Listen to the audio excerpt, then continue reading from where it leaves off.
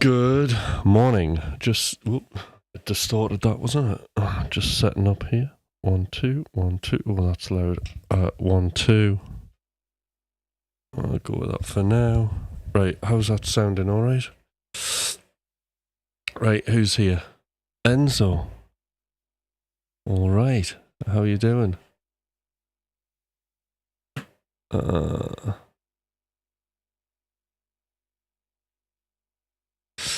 Right.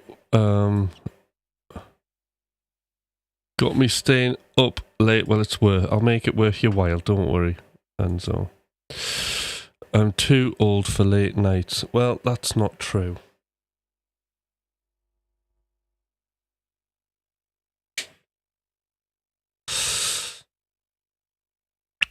Right, and okay. I'll try about there. Just get my headphone volume. I was changing a few things around last night. Yeah, we're never too old, Enzo. Never too old. So I thought what I'd do is like some arpeggios. Because what was that book I got about lines? I was looking in that, and there was some quite cool stuff in there that was sort of about like 3-octave arpeggios, which I started on the last stream, which I think you mentioned, Enzo. So I thought we'd have a little look into that. And there's a sort of little lick that I've got in mind, which I haven't really tried out, but we could have a look at, which might be quite revealing. There's also that, and then there's also some chromatic stuff to add in to arpeggios as well, which is something I've been looking at the last couple of days. But it's all stuff I haven't. I've only just been. Well, the first arpeggios I've been playing for years, but the other stuff, that's just something I'm re-looking at. But yes, so how's everybody doing? I wonder who else is here.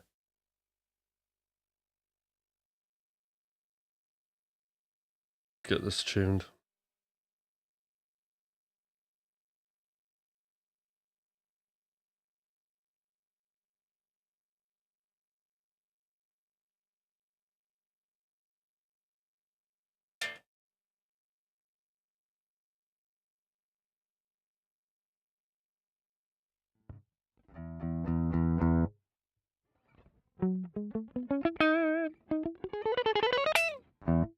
It's a lovely clean sound, that, but where's my nunchuck?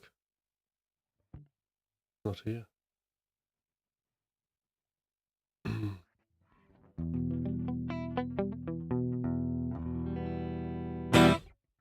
Alright, 2 seconds. Just got to open up the last project we had.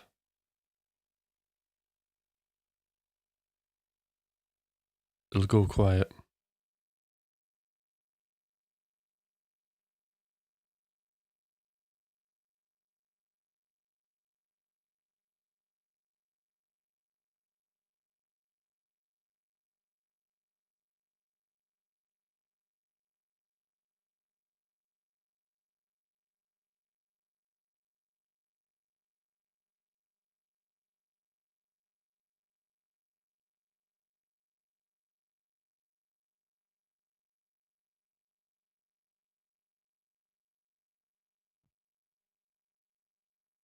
Okay.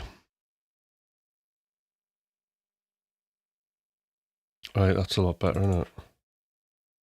Now, hopefully, we'll have nunchuck. Go. Yeah, there we go. Alright. So, Sean's here. Hello, Sean. How are you doing?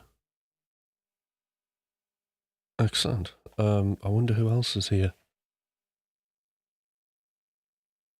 Just get my guitar stool, get into the teaching position. So I'm not 100% sure where this is going to lead us, because I'm going to be exploring a few ideas here myself that have been dormant and forgotten about. But very handy, what I call extended arpeggios, and you can sort of substitute them in a way. And there's one in particular that I really like using. So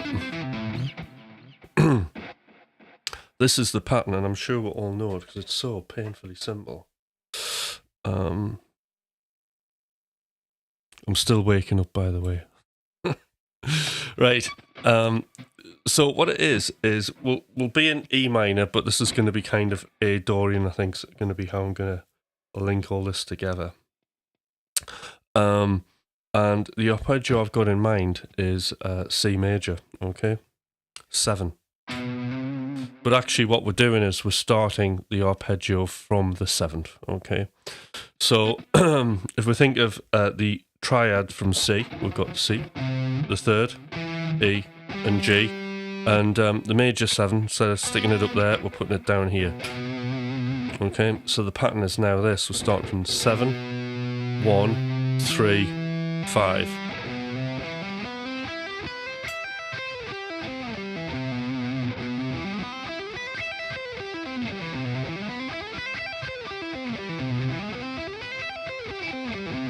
Now, however you want to play that, because I know the playing management side of it is a thing when you get shown all of this stuff. There's lots of varieties of ways you can do it. You could pick it, which sounds good. That's one texture, isn't it? You could, you can sweep it, hammers only it, which is something I would do probably descending. And then you've got the more trickier hybrid stuff, but also sounds good.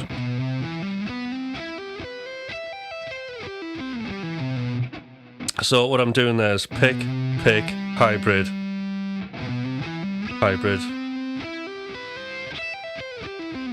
and then picking all the way down.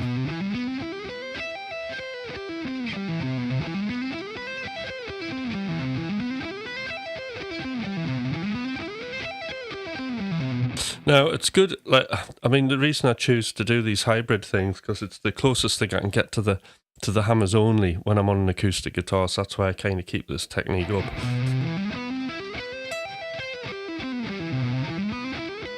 And then the other way to hybrid it is you can just pick hybrid.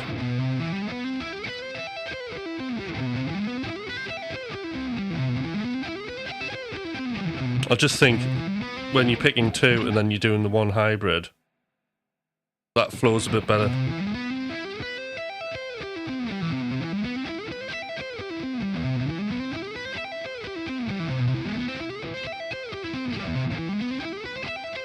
Now, the other thing to bear in mind with what we're doing with this hand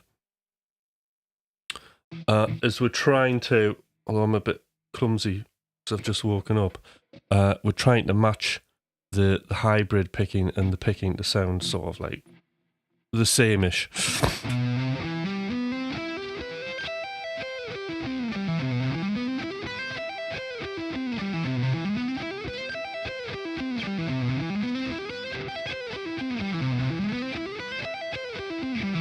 So it's just having that light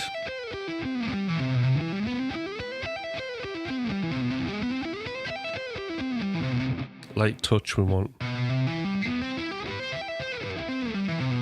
Okay. So all we're doing is to then extend this as we're moving it up an octave.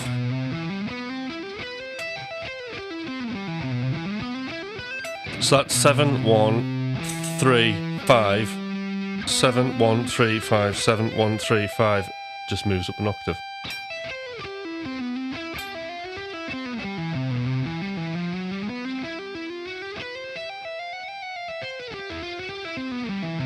And if you get bored like me and start daydreaming, you can start doing chromatic stuff like that. But essentially, that's what you get. But the thing is about them is they're a great way to sort of blend with other, like, arpeggios, you know? And they're really good. For example, we don't have to... Like, when we're in A Dorian, well... We don't have to play the C major 7 over a C major 7 chord. You know, we can stick it over an A minor. I'll just Get the looping set up here.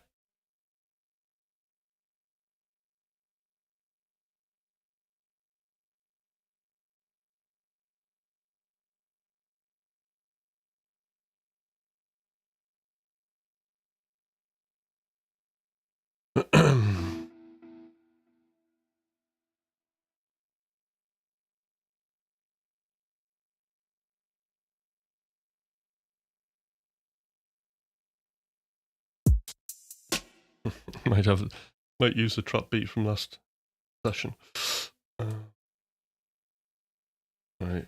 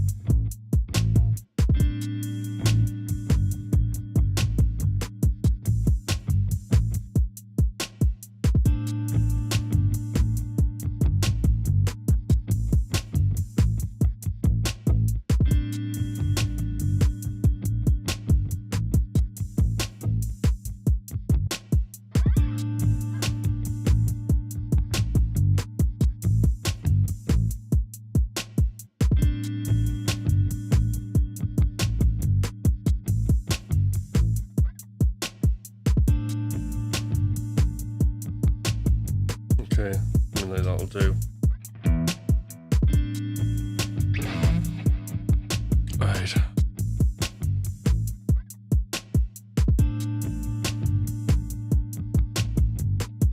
All right there, how you doing? Let's get this chat window nice.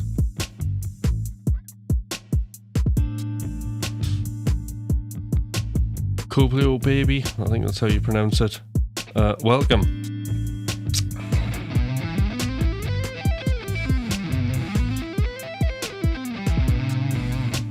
Right, so I've got that in the go.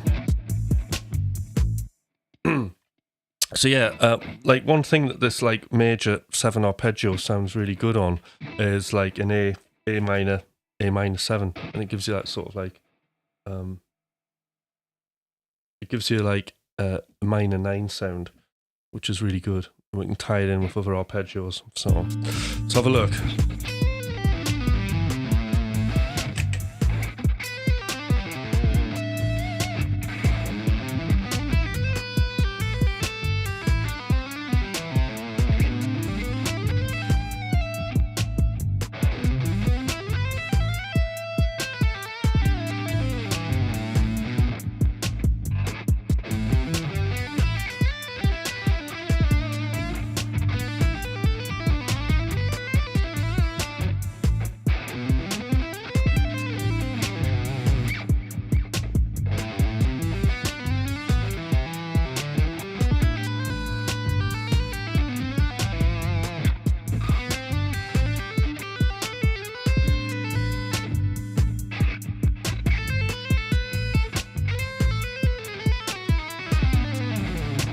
So, daydreaming there.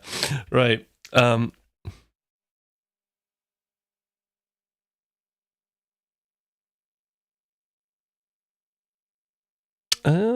Galactic Boys, it looks like you were picking with your middle finger on the G and B strings. Probably. There's a bit of everything going on, to be honest. Some hybrid, economy picking, sweeping. Yeah. So...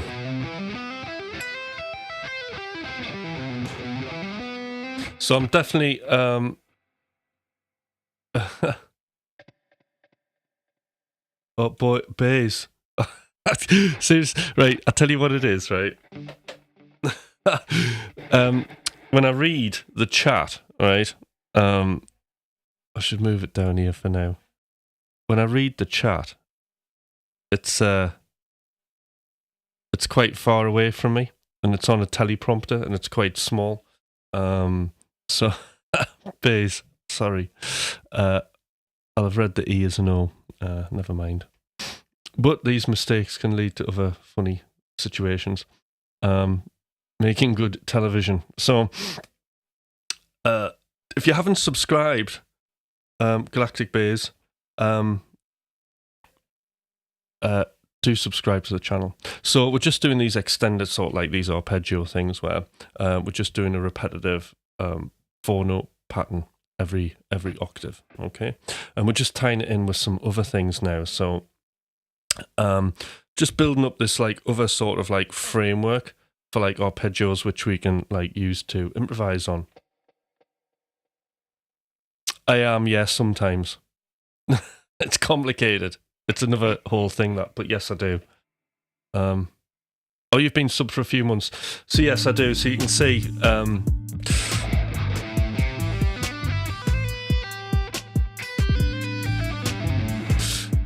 so like there on that arpeggio, pick, hybrid.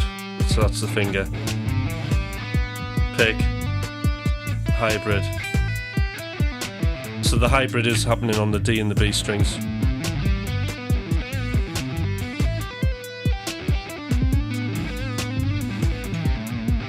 And then you can see that's like a load of sweeping on the way down.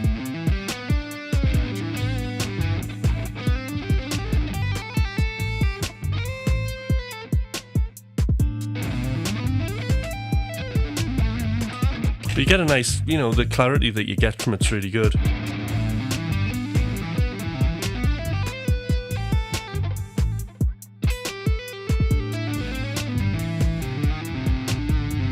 And then mixing with hammers only is great.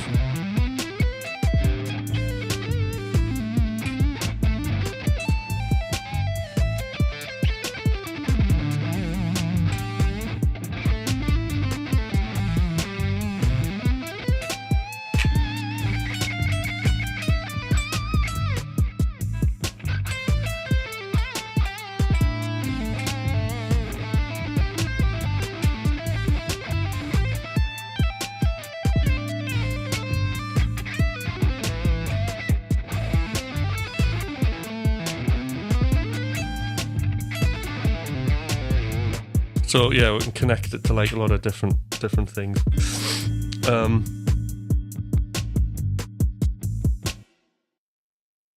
All right, so first arpeggio we've got is a C major 7. Okay, high perplexity. So that's however you want to play it. You know, people who want hybrid picking just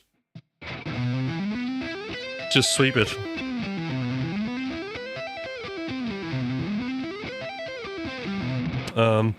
And then the other thing is we're stacking triads. So in A, what we've got here, the other part of this that complements it very nicely is what we've got. I think we'll use that fingering. We've got our second finger on 5, and we've got like a minor arpeggio. So we've got 1 note, 2, and then we're up onto the note G now, 5th fret. And we've got a major triad there.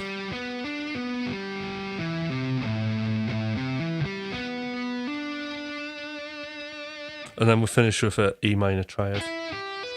And you can make that a major 7. You can slide up there.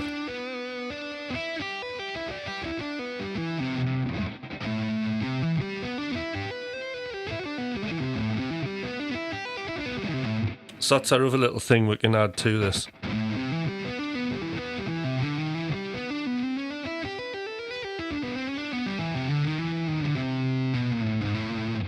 And then we can add, you know, you can add other notes to this as well. So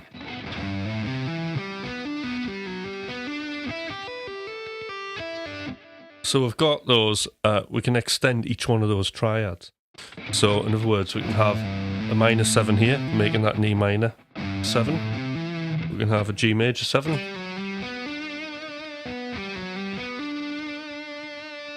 We can have another E minor, we can have an E minor 7 here.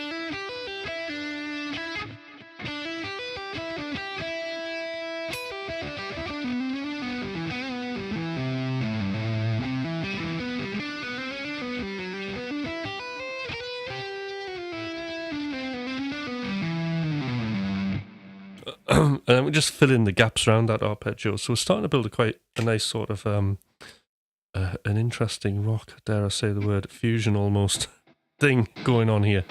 But this is ways I kind of think of it, and I've been thinking again a lot about sort of chromatic playing. I've been listening to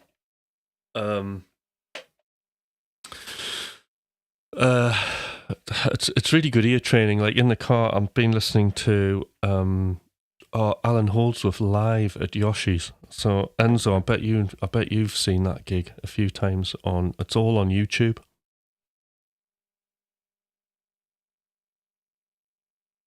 Yeah, have your guitar handy because I'm really sort of into doing the guitar lesson thing at the minute.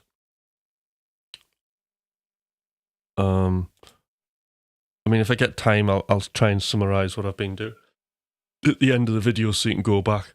But what's really interesting about that is like just listening to Alan Holdsworth live and improvising, just trying to identify some of the patterns that he does and how he uses chromaticism. What I did notice on the Yoshi gig is it wasn't, I mean, there are times where it's really, really far out and he's really getting into what I think I identify as the Messiaen type modes, 3 and 6 sort of thing going on there.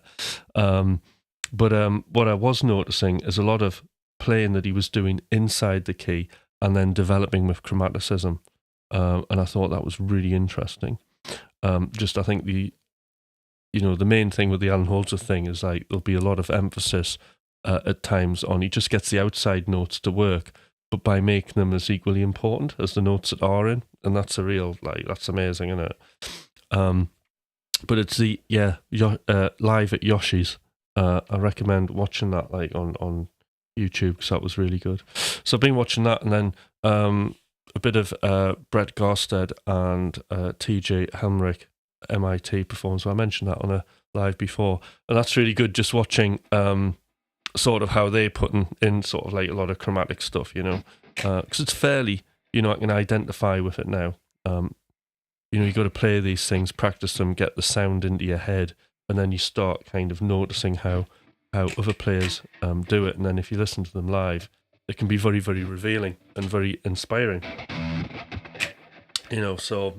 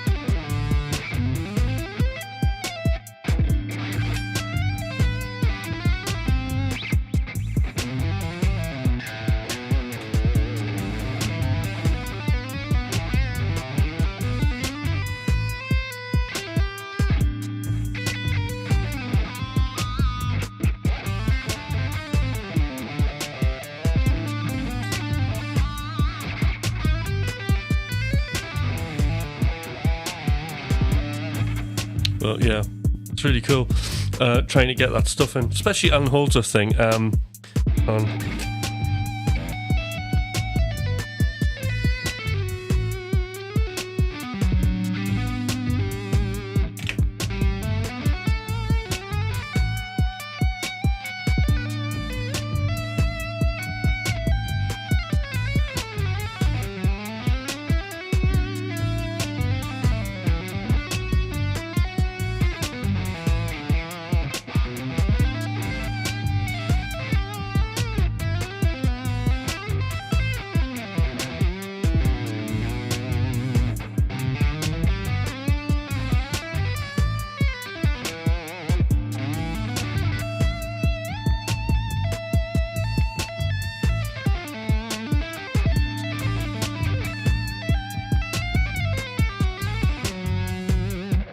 Something like that. I'm really struggling there. But that's the kind of sound I've been messing about with. But it's just been more confident with those chromatic notes, isn't it? And I think like one thing that's really helped, I know I'm jumping about here, is actually what I was doing when I was playing chromatic stuff yesterday. It's just slowing it down and getting used to that sound and then trying to make those chromatic notes work.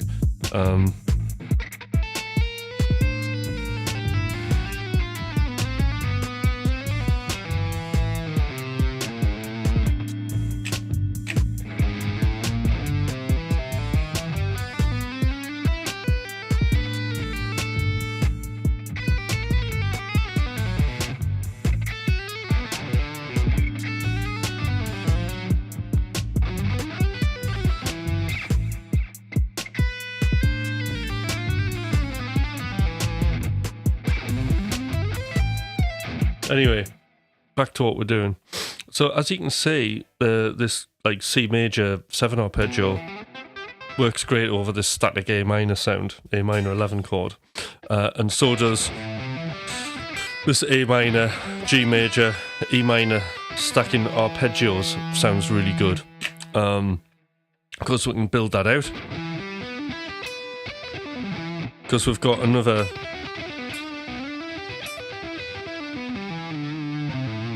like E minor arpeggio here, so that's going to work probably quite nice. Let's see what that sounds like and then I'll show you the position.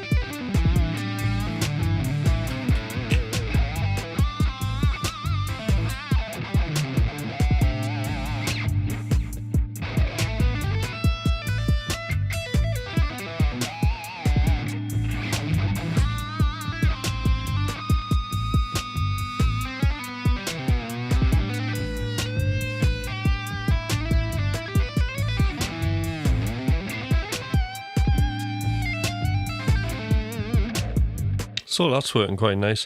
So yes, always bring your guitar. Thank you. Hey, getting the fire. Right, I'll tell you who's gone. I wonder if Enzo's fallen asleep, because I know it's quite late there for him. Are you awake? Sean, are you awake? Are you following along? Right, so I'm jumping about a bit. I'm aware of this, so just to make sure people get the full value out of this, I've played a number of things. Now, do ask questions, or if you want me to go back on stuff, I'm happy to do that. Jamming through the full lunar eclipse, great. So I think the main thing, yeah, you're here, is when you learn, I mean, for me, when what's happened is Enzo has mentioned that the other day on a stream, like these extended arpeggios, and then what that's done is it's got me thinking about arpeggios, and you know, it's been quite inspiring. And then thinking about how that links up and how you can substitute it and get this really nice sort of bigger sort of A minor 9 sound out of it, and also just having the facility of being able to like move up the fretboard to get the different positions. Okay, but I mean, the other thing with this is if we want to get a little bit fruity, we can add some chromatic notes.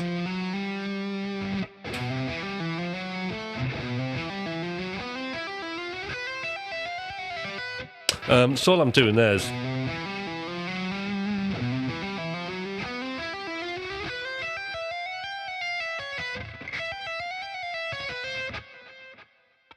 adding these notes in. You can just make all that chromatic.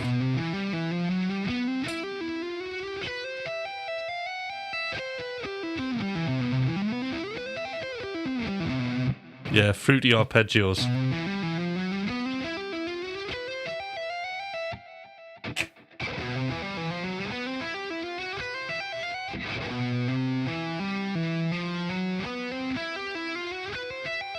That makes a nice sort of like we'll end up landing on that like major sixth in the Dorian. What's that sound like?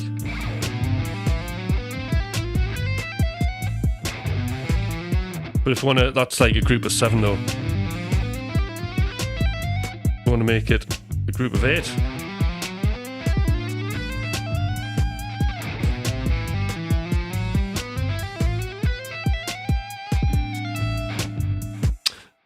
So yes, you can just fill in that.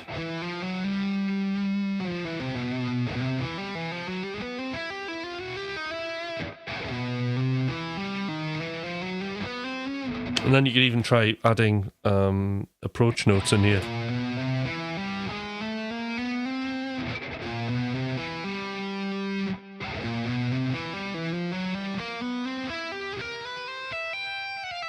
See what that sounds like.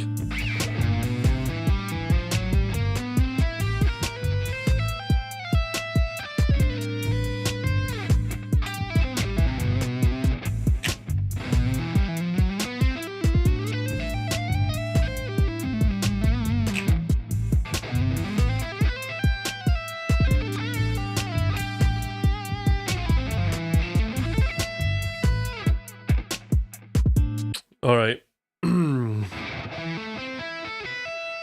That's quite nice as well there. Okay, so lots of what we can do with that major 7 arpeggio. And we've also got this, which we can connect. We've got E minor 7, which sounds great.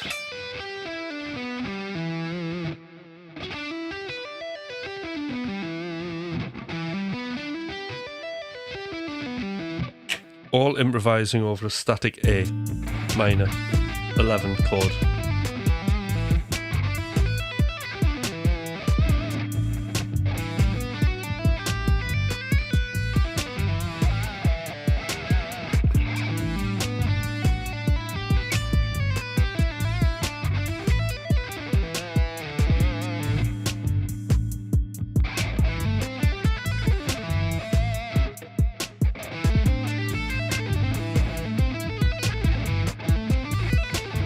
I'll show you that one in a minute. It's a good little arpeggio, that one.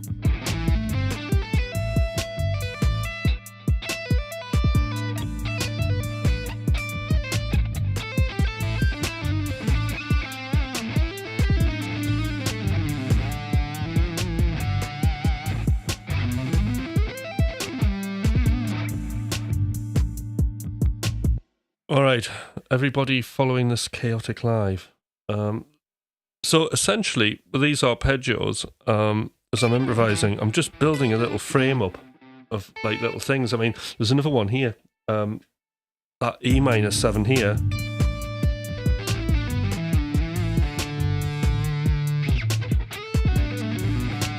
We can use here, we've got a B minor 7.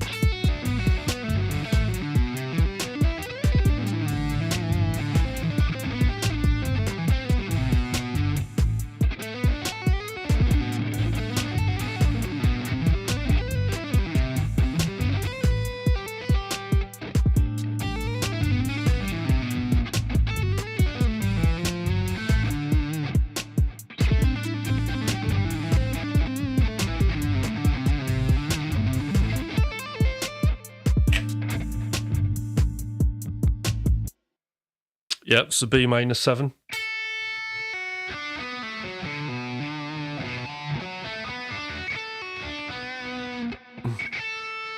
What we've got 4th finger pulling off to that second finger on the D, sorry, to the first finger, second finger on the D, 3rd finger B, pull off.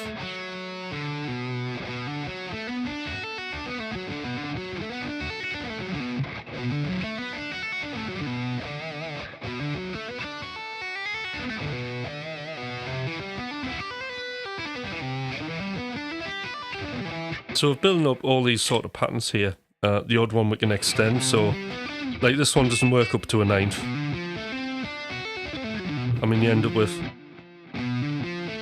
that C note, which is like, yeah. Actually, we're in Dorian, so it'll work.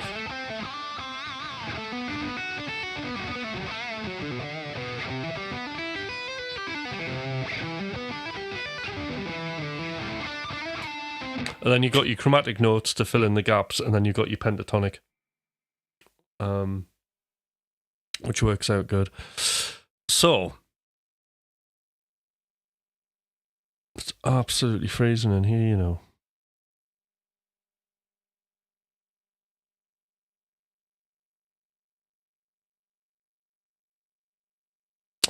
Yeah, I do little little bends, little microtonal bends.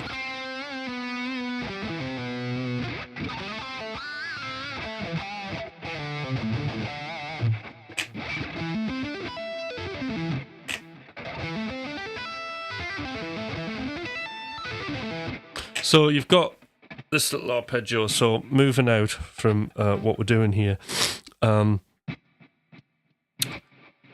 we're talking about fourths and things like that the other day, and this is more kind of variations on that. So there's this cool little sort of pentatonic shape. So if you take, like, we're in A, right?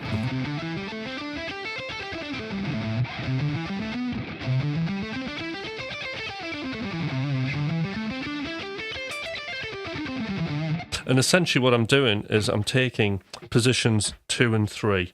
Okay, of the A minor pentatonic scale, and I'm starting this on the 5th string, and what I'm doing is I'm missing the middle note.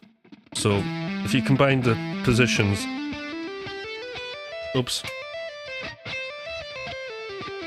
you'd get this sort of scale thing going,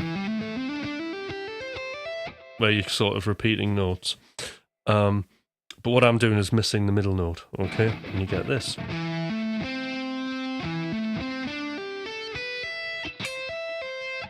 So you get the C there because that's part of the pentatonic scale.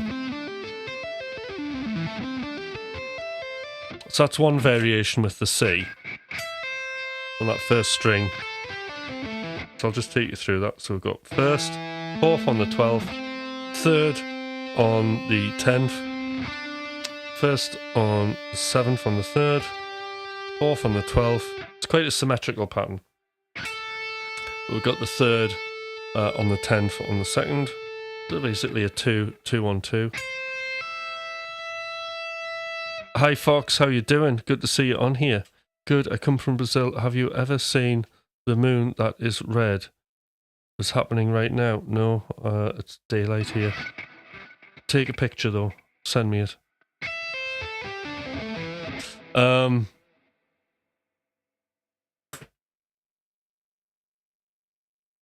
Cool. Right, so now what we can do is we can just move the C note, which would be the minor 3rd, down, and we end up with a 9th. So we get this.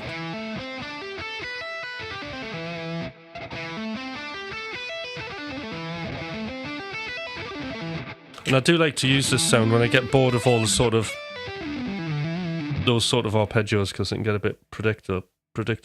But this is, we're starting, because we've got a lot of fourths, we're starting to get into quartal harmony, but very safe quartal harmony, because it's all pretty much within a pentatonic scale, so it's always going to sound good.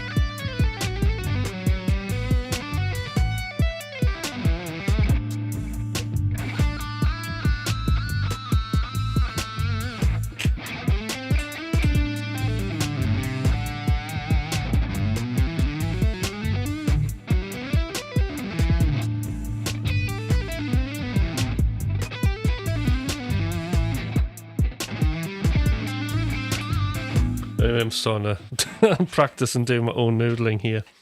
Right, I'm going to come out of this.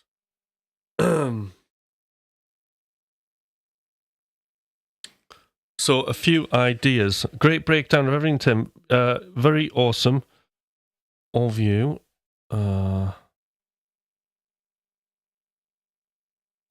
If I wasn't poor, maybe someday. No, that's fine. It's all, you know, you don't have to throw me anything. It's all free of charge. It's my pleasure. Having said that, though, this month I'll be setting up Patreon, so anybody who does want to support the channel, probably about $4 a month, I think it's probably reasonable. You can put $4 and support the channel. Which would be good, because $4 could motivate me more. Not that I need motivating. But, yes. It'd be nice to see. Because I was thinking, like, I can give YouTube, like, half of my money, or I can give, like, Patreon a bit less of the money. And, like, one of the problems I've got is that all of these services that I have, which is great, which totally rely on word of mouth, but I need to build the business. And then it's like, everybody's coming on the YouTube channel, and they can see me, and I'm going, well, you can have a one-to-one coaching session, and then I'll explain about it, and then you can have a guitar lesson, and I'll explain about that. Or you can join a coaching group, which I highly recommend. But then, like, after the stream, there's nothing for you to look at and ruminate on and think about. So certainly, definitely on the Patreon, I'll probably put the coaching groups on there as well, but definitely on the Patreon, the services will be advertised there. At least I'm sure it'll do this for me. So you'll be able to support the channel, but you'll be able to book in one-to-one coaching sessions, okay? And I use a very specific method of doing those coachings. So it's all this thinking environment is the frame that I use for it, and it's a great way of basically, when you have a coaching session, we can, between us, solve any problem. And everybody always leaves super inspired. But I've never, ever had to refund any money ever once for a coaching group or for a coaching session. But anyway, there's that. And then, obviously, booking in for a guitar lesson because, bit of guitar's happening, isn't it?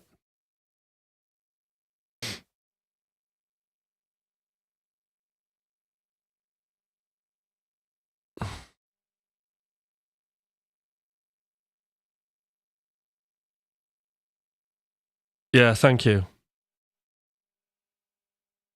So yes, I mean,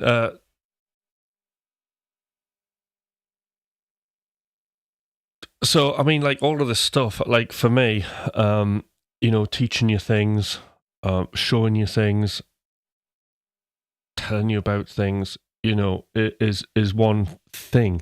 But I know that the real value in music education, if you find them, right, and it's not just me, but they're very rare. If you find a trained music coach, okay, then that's the thing that's going to give you the most momentum. Because I know that, like, actually a lot, having to get to know people from the stream, I know there's a lot of people out there, and especially when I hear them in the chat, I know that they've already got, like, quite a high skill level. And I think, like, one of the problems that people have is they have difficulty in they acquire all this knowledge, and then what the problem usually is it's very difficult for them to then facilitate that into doing something that's a piece of music that they start and finish, and that's usually the problem. And I think this is like the culture as well. We've got YouTube, and we can learn and sit and learn and watch other people do things, but when it comes to us doing the things, it's particularly difficult. There's all of these kind of barriers and procrastination and needing things to do stuff or acquiring more knowledge in case you encounter these problems. And this is why the coaching thing is very important, because it cuts through all of that, and it puts everything back onto you and trains you to be, an independent artist, to be self-motivated. I mean, nobody tells me to come to these lives, yet I'll come to them. It's because I keep myself motivated, because I've been coached.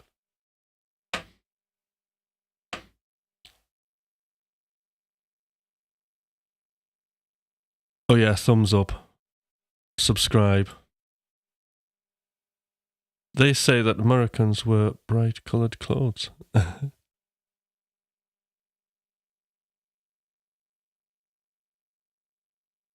You've got like the best stuff I've seen. Oh, that's good.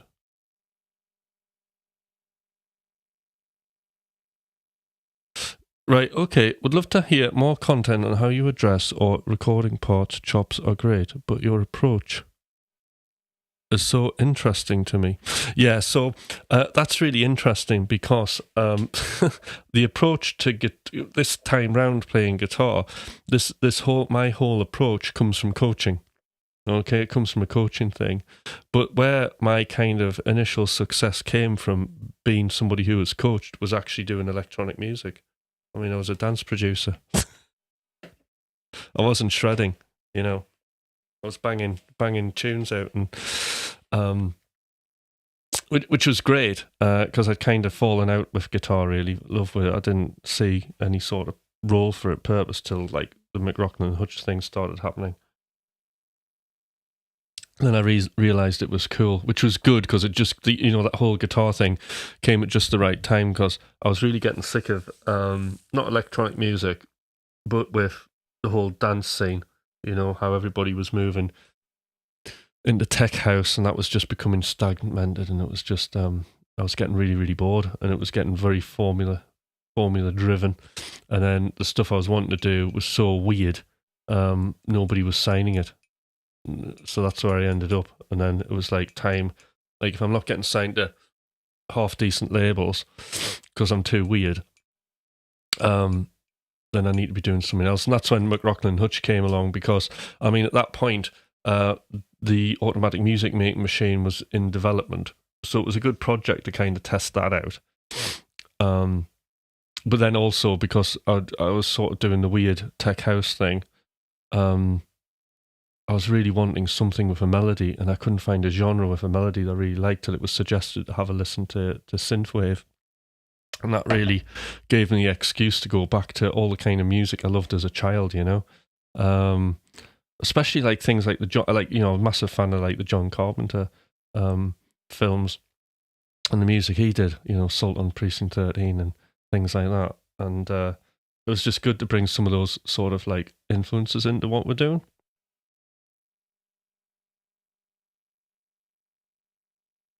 Yes, okay.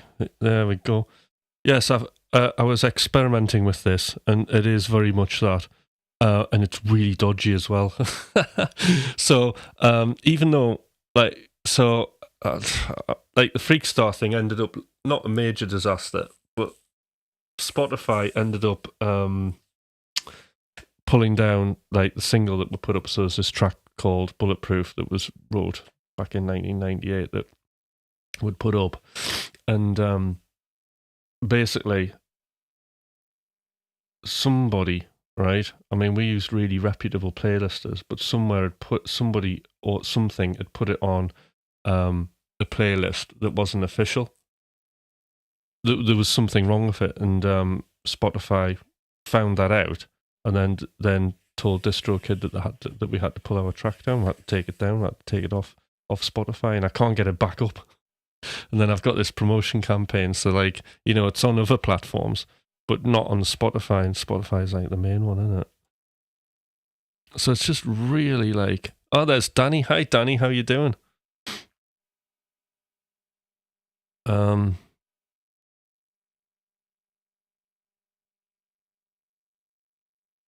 Right. I'm not sure about that because I thought about this. I was thinking, right, if I was to go back into dance music, what would I do? And I would label her. I know I would straight away. I would do a track, right, and it would be straight out the door to Two Dutch, and then probably straight out the door from them into like lots of other labels, right? And I know for a fact, right, because if I had to start again and I wanted to grow really, really quickly, then doing that would do it.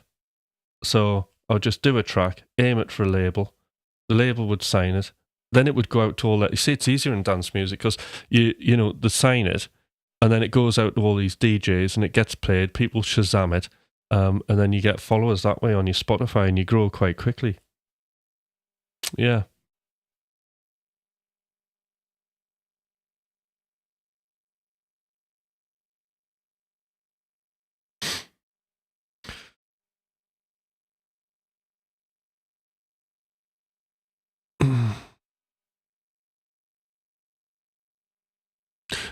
Right, yes, but like the thing is, Mech, is there is no way to do it.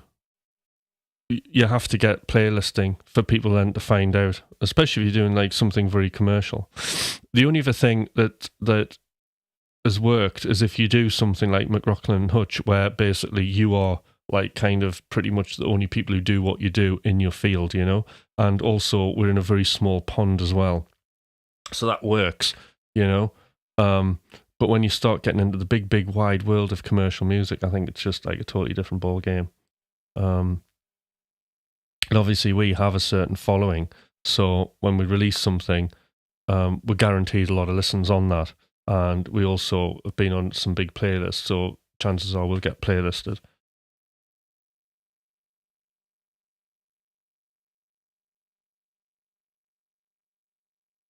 Yeah. Pay to play. So it kind of like breaks my heart in a way, because like younger bands, it's just this is what they got to go through, and it's awful, isn't it? You know? So what does it all come down to? I think it just comes down into finding a genre and a niche, and just trying to be as original as you can in that niche, and then growing over time by releasing lots of music.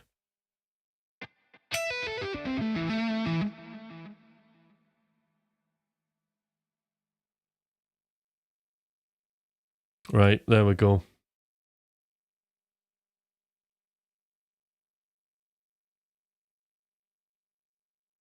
And it's really funny this kind of happened to me, because so like our first track, because like Bulletproof, like the first track, you know, that got, I mean, we ended up with at the height of it like 6,000 monthly listeners, like just off one track. And then we had, when Bulletproof came up, that rapidly got like plays as well, and then that particular thing happened. Anyway, back to guitar playing.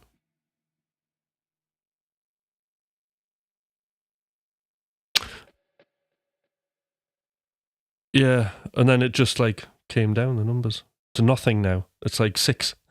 It's crazy.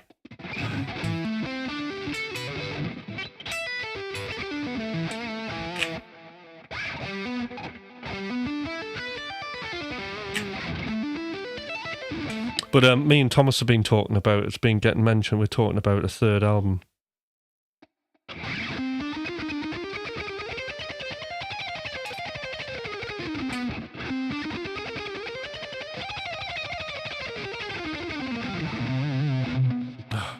Honestly, picking.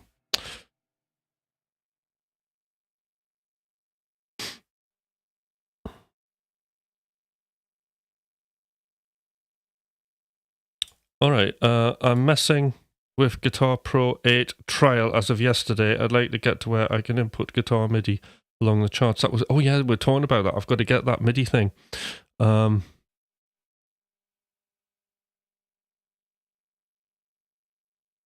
Yeah, so we can do more of that.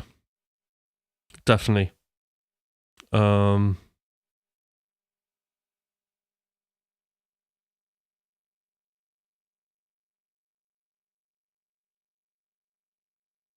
So yes, that's a definite thing to happen. Well, that's a bit rough, isn't it?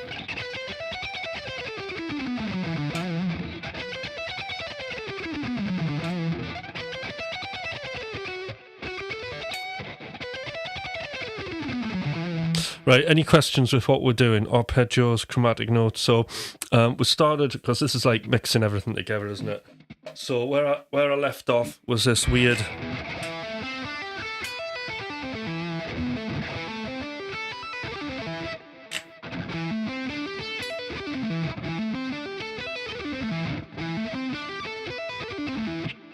like arpeggio. Let's see how it sounds.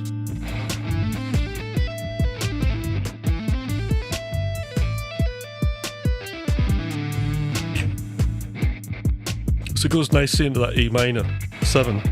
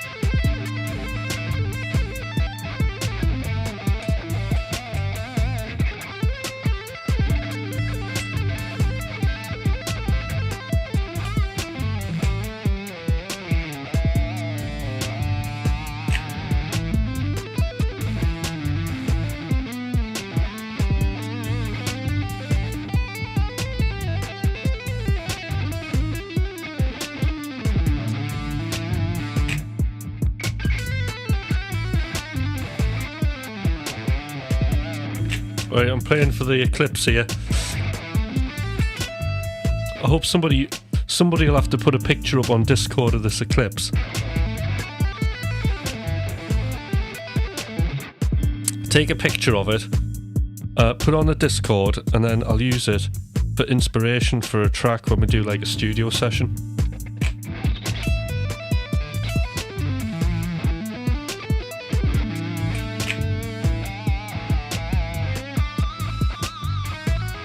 Whoops.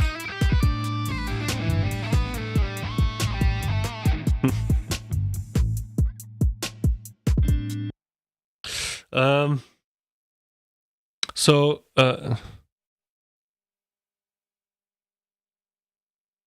yeah, that could be good. Really, stems. They give you a week trial, and it's only $60. So, if you buy it, okay. Yeah, I've got to see. I need to see a picture of this now.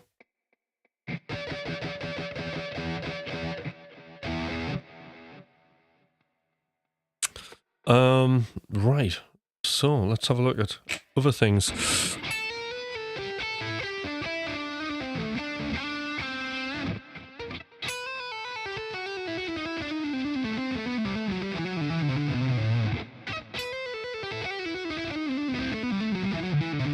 This is a really good, like, little thing to practice, right? And I've been playing this a bit and trying to get it into my playing. This is like a kind of Hackdorian thing.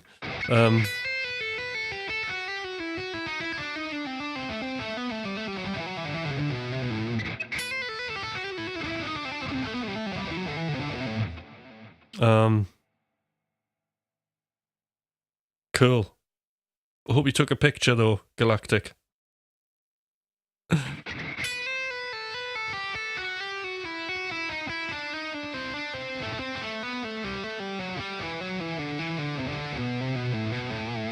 Alright, so here's like a little cool descending run.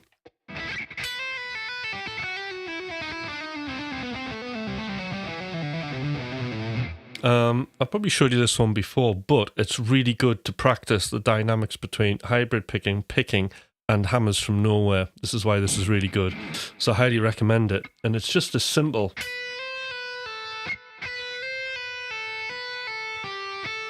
So the way I'm picking it is you pick, or you can start with a hybrid, doesn't really matter.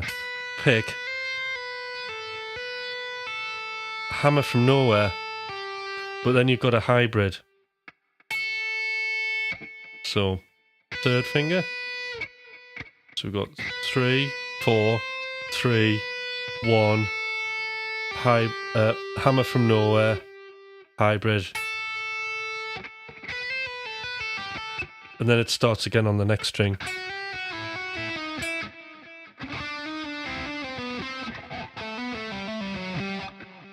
But it just teaches you to kind of get the right dynamics between the hybrid and the hammer from nowhere.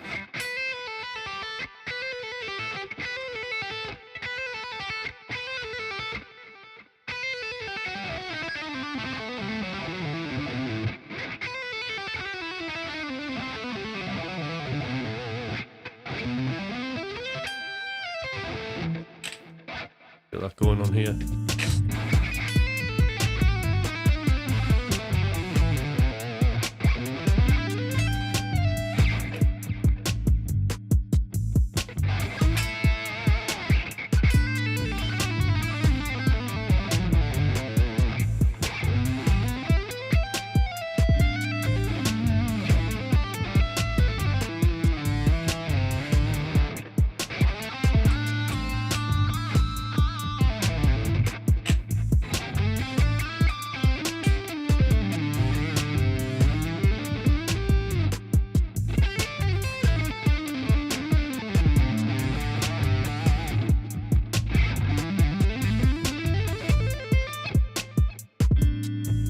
Yeah.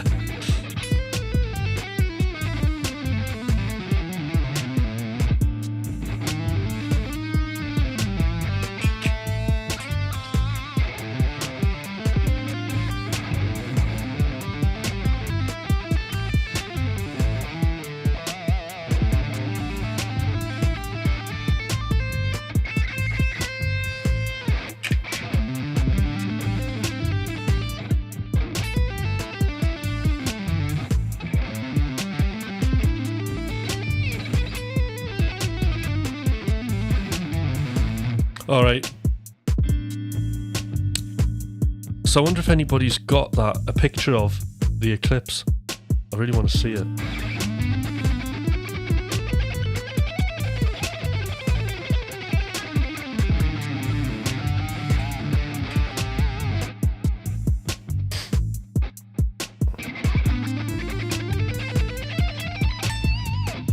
Oh, wrong key.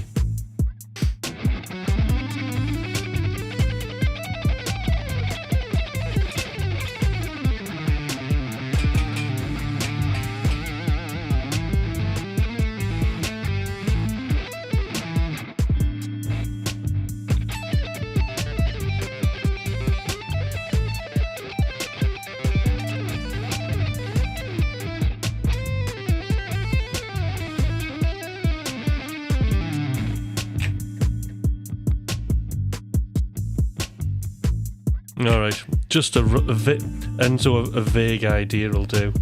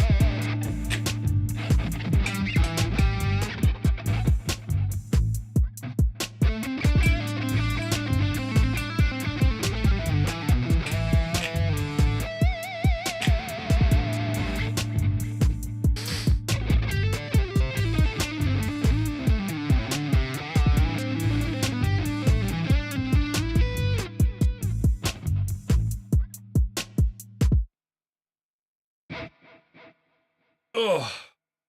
Alright. Well. You can only do your best. A vague idea will do, but I do want to see a rough idea. Oh, yeah, get the GoPro. Right. That would be good. Let's see if that works. And then stick it up on the Discord. And then those pictures we'll use, no matter how abstract, to write some music to.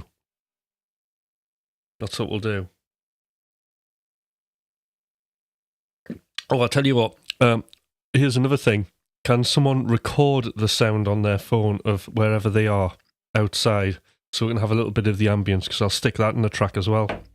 So if there's a bit of kind of wind noise, nature noise, traffic noise, people walking by, talking outside your house, if you can take an audio recording as well. So we've got the audio recording and the sunset. That would be even better.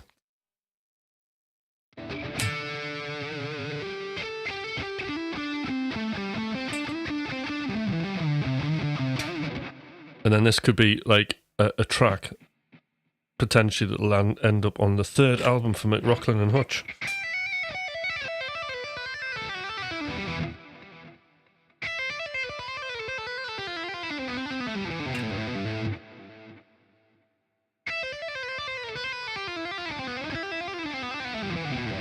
Anyway, we've come off the guitar subject here. We've got a few minutes left, and I can't remember what I was doing.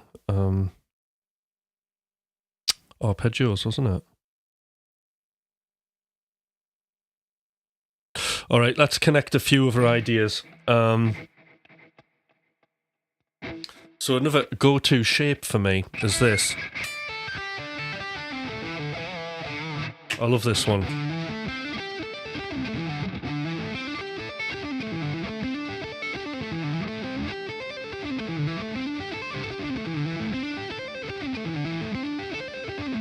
sort of like a quartal thing, but again in the pentatonic scale, so it's safe.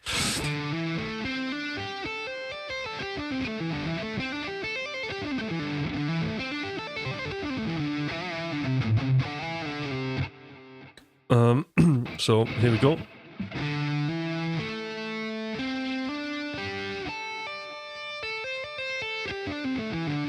So based around sort of A minor pentatonic, we're starting here on the 5th fret, reaching over with our 2nd finger. If you don't like that stretch, definitely try and get used to it. And then we've got our 3rd finger, which is playing 1 note on the 4th string there on the 7th fret. Hybrid, hammer, pick, and then we've got basically our 3rd finger on the 8th fret.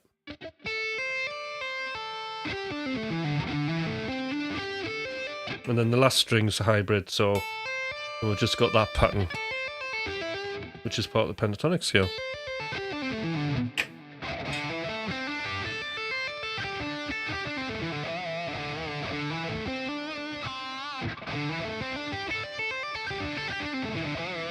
So it's just getting it to sound clean.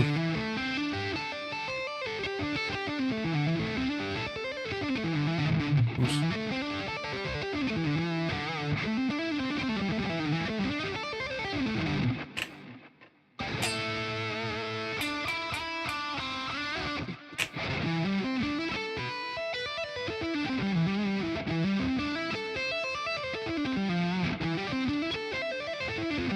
But we get them diatonically ascending up the whole sort of like A minor scale.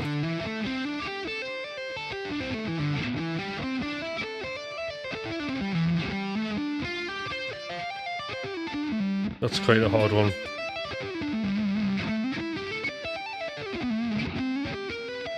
So is this one.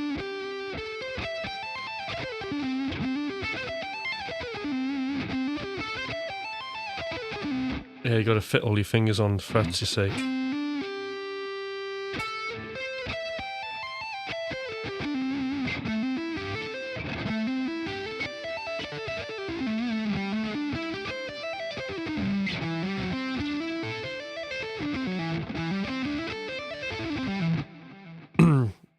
One to get warmed up on.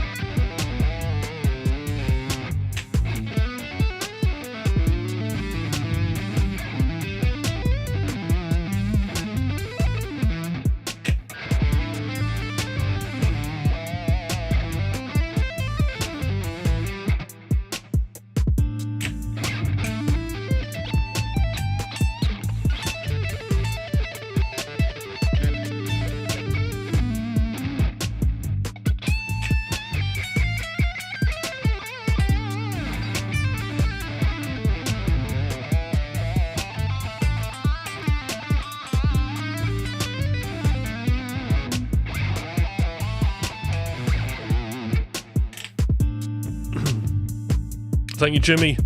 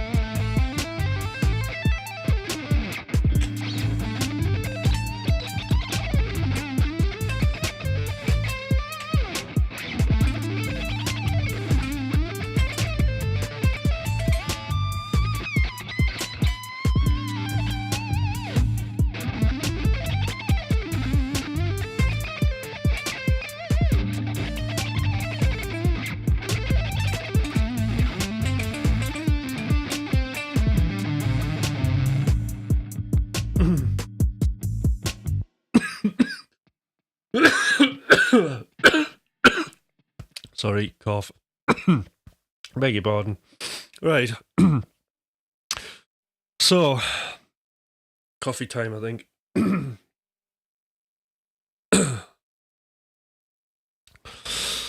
So it's ended up more like a practice session for me, this.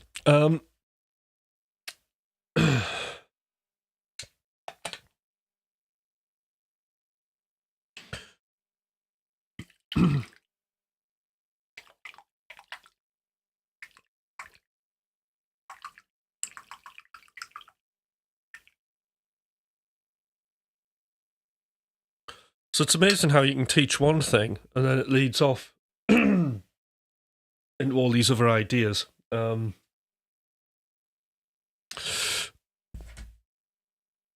hopefully that'll be some use to everybody.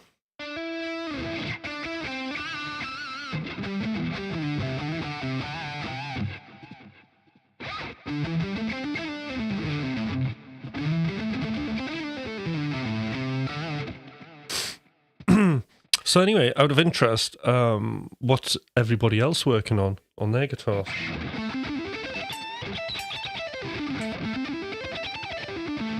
Who's playing what? I'd love to know.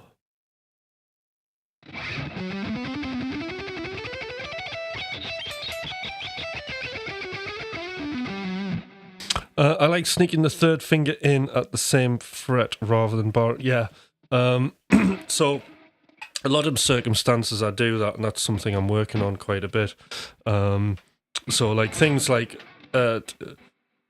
things that I use that for. Let me have a think of what would be a good example. Something like that. Zoom in. I haven't played this in a while.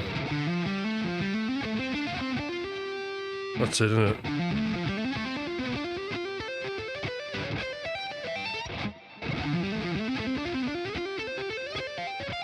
There you go.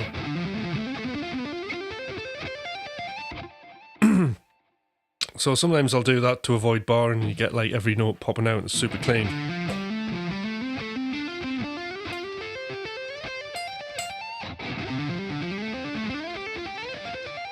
Like other stuff like that.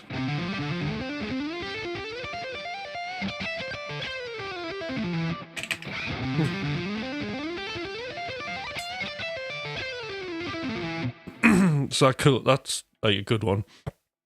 But then other times when I'm doing that like Richie Kotzen thing,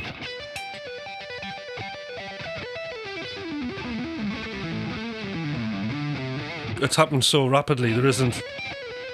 It's far too clumsy and unreliable using like a finger where you're kind of doing that to avoid bars.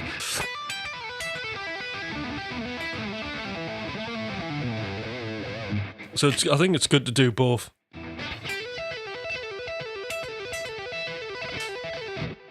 Okay.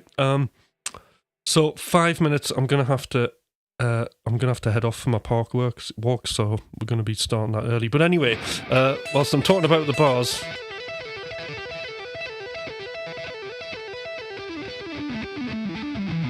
So the bars are really handy for that kind of thing.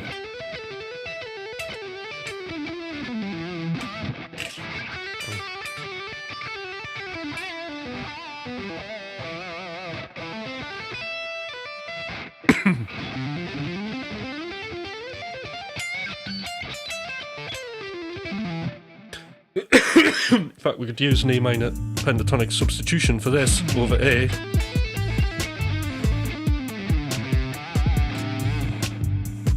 Let's see if that works.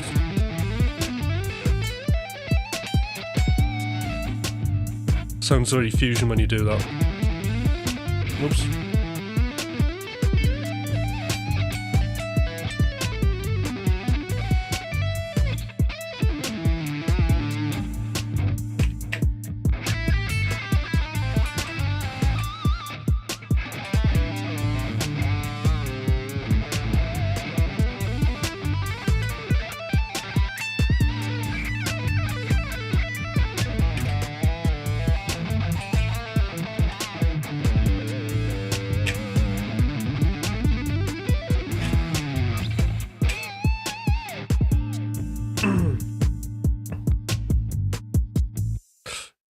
Yes, I did have I had a brief, very brief listen, Hippie, but I'm gonna have a proper listen today. So yes, I saw it on Discord, so I'm gonna have a listen, and then we'll talk about it if you want on the next live session. Because I think what would be interesting if you want to volunteer for this. So I know it's not a finished idea, Hippie, and this is what's like really interesting about what you've done. Is it's basically a splurge, isn't it? So it's something you've made. And I think what would be good is if you want to volunteer for a 10-minute coaching session on the next live, which will be Monday, we can have a look at how you could take that idea and move it forward. So if everybody has to listen to, Hippie's idea, and Hippie agrees to maybe for me to use that as an example, we don't have to listen to it. This is the cool thing. Yeah. We don't have to listen to it. We're not critiquing the music as such.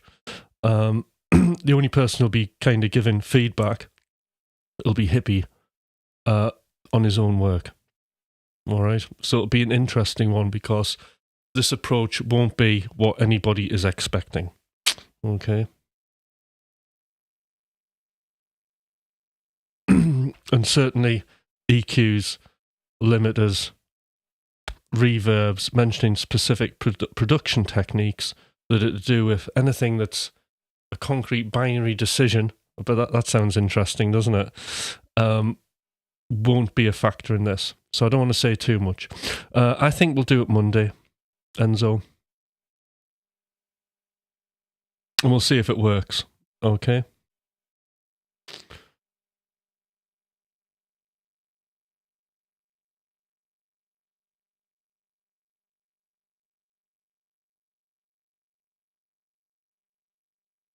So we're going to have a chat about those ideas.